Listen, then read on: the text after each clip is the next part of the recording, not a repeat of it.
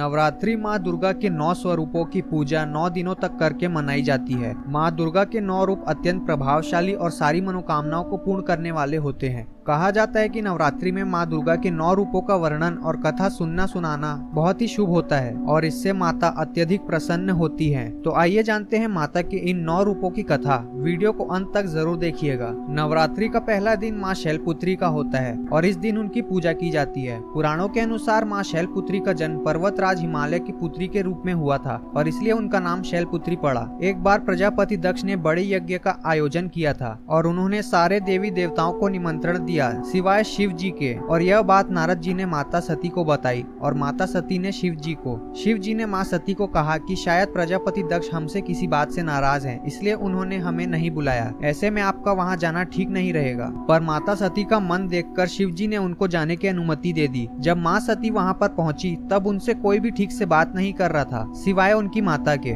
और प्रजापति दक्ष ने शिव जी का अपमान भी किया। इस बात से क्रोध में आकर माता सती ने उस यज्ञ की अग्नि में अपना शरीर भस्म कर लिया और फिर अगले जन्म में उन्होंने पर्वतराज हिमालय की पुत्री के रूप में जन्म लिया और शैलपुत्री कहलाई। नवरात्रि के दूसरे दिन माँ ब्रह्मचारिणी की पूजा की जाती है। ब्रह्म का अर्थ तपस्या और चारिणी का अर्थ आचरण होता है, अर्थात तप का आचरण करने वाली। माँ ब्रह्मचारिणी के दाएं हाथ में जप के लिए माला और बाएं हाथ में कमंडल है। उन्हें साक्षात ब्रह्मा जी का रूप माना जाता है। जब माँ सती का पुनर्जन्म माँ शैलपुत्री के रूप में हुआ तब उनके बड़े होते ही नारद जी ने उन्हें दर्शन दिए और बताया कि अगर उन्होंने तपस्या का मार्ग अपना लिया तो उन्हें उनके पूर्व जन्म के पति शिव जी ही वर के रूप में प्राप्त होंगे। तब उन्होंने हजारों वर्षों तक कठोर तपस्या की और शिव जी की आराधना की। तब उन्हें ब्रह्मचारिणी नाम दिया गया। उनकी तपस्या से सारे देवता गण प्रसन्न हुए और कहा कि इतनी कठोर तपस्या उनके अलावा और कोई भी नहीं कर सकता। इस प्रकार उन्हें शिव जी वर के रूप में प्राप्त हुए। नवरात्रि के तीसरे दिन माँ चंद्रघंटा की पूजा की जाती है। प्राचीन समय में देवताओं और राक्षसों का लंबे समय तक युद्ध चला। देवताओं के राजा इंद्र और राक्षसों के राजा महिषासुर थे। राक्षसों ने देवताओं को परास्त कर दिया और महिषासुर खुद इंद्र बन गया।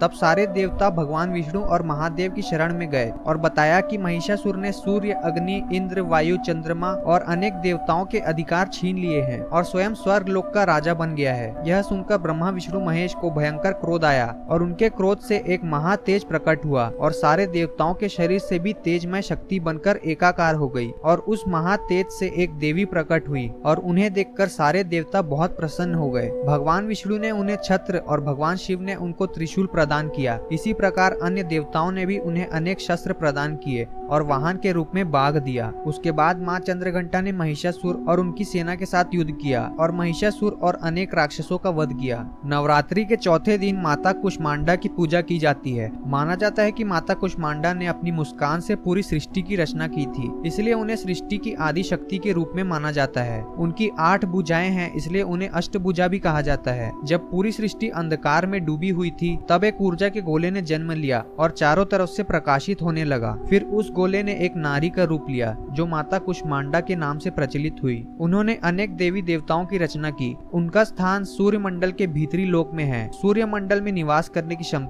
उनके अलावा और किसी में भी नहीं है। नवरात्रि के 5वें दिन स्कंद माता की पूजा की जाती है। भगवान शिव और माता पार्वती के पुत्र भगवान कार्तिकेय का दूसरा नाम स्कंद है। जब सारे देवता तारकासुर के अत्याचार से परेशान थे उसी समय माता सती ने प्रजापति दक्ष के यज्ञ में अपना शरीर भस्म कर लिया था और तारकासुर को वरदान दिया गया था कि उनका वध केवल भगवान शिव के पुत्र ही कर सकते हैं। फिर जब माता सती ने पुनर्जन्म लेकर हजारों वर्षों तक तपस्या करके शिव जी से विवाह किया तब भगवान शिव और माता पार्वती की ऊर्जा से एक ज्वलंत बीज ने जन्म लिया। उस ज्वलंत बीज से 6 मुख वाले भगवान कार्तिकेय ने जन्म लिया। उसके बाद भगवान कार्तिकेय तारकासुर का एक भयंकर युद्ध में वध कर देते हैं। तभी से एक सर्वश्रेष्ठ पुत्र को जन्म देने के लिए उन्हें स्कंद माता का नाम दिया गया। नवरात्रि के छठे दिन माँ कात्यायनी की पूजा की जाती है। पुराणों के अनुसार महर्षि कात्यायन ने माँ आद्य शक्ति की घोर तपस्या की थी और उनसे प्रसन्न होकर माता ने उनको वरदान दिया कि वह उनके घर एक पुत्री के रूप में जन्म लेंगी। माँ कात्यायनी का जन्म महर्षि कात्यायन के आश्रम आश्रम में हुआ था।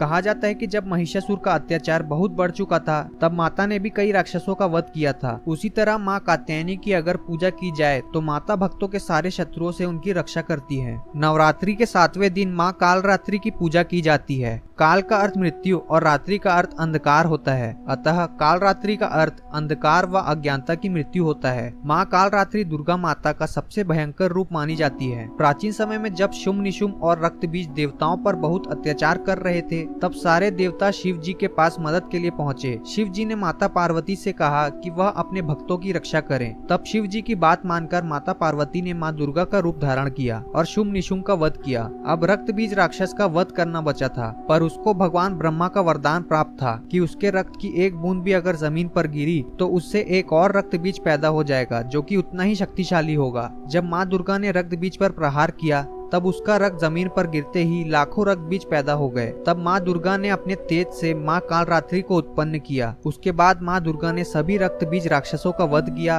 और माँ कालरात्रि ने उस राक्षस का रक्त जमीन पर गिरने से पहले ही उसे अपने मुख में भर लिया। इस प्रकार शुंभ निशुंभ और रक्त बीज के अत्याचार से माँ दुर्गा और माँ कालरात्रि ने देवताओं को मुक्त कराया। नवरात्रि के 8वें दिन माँ महागौरी की पूजा की जाती है। कथाओं के अनुसार जब माँ पार्वती शिव जी की तपस्या में लीन थी तब वह बहुत ही दुर्बल और सांवली हो गई थी। तब भगवान शिव ने उनको गौरवपूर्ण यानी गौरी होने का वरदान दिया था। तब से वह महागौरी कहलाई। नवरात्रि के 9वें दिन माँ सिद्धिदात्री की पूजा की जाती है। सिद्धि का अर्थ अलौकिक शक्ति और दात्री का अर्थ प्रदान करना होता है। पुराणों के अनुसार जब सृष्टि अंधकार में डूबी थी तब एक देवी शक्ति ने जन्म लिया था और सृष्टि की रचना की। उस देवी शक्ति ने ही ब्रह्मा विष्णु महेश की त्रिमूर्ति को जन्म दिया और उनको दुनिया के प्रति उनके कर्तव्यों को समझने की सलाह दी। तब भगवान शिव ने महासागर के किनारे बैठकर देवी शक्ति की घोर तपस्या की। तब देवी शक्ति ने उन्हें माँ सिद्धिदात्री के रूप में दर्शन दिए और उन्हें सारी सिद्धियां प्रदान की और शिव जी का आधा शरीर स्त्री का हो गया था।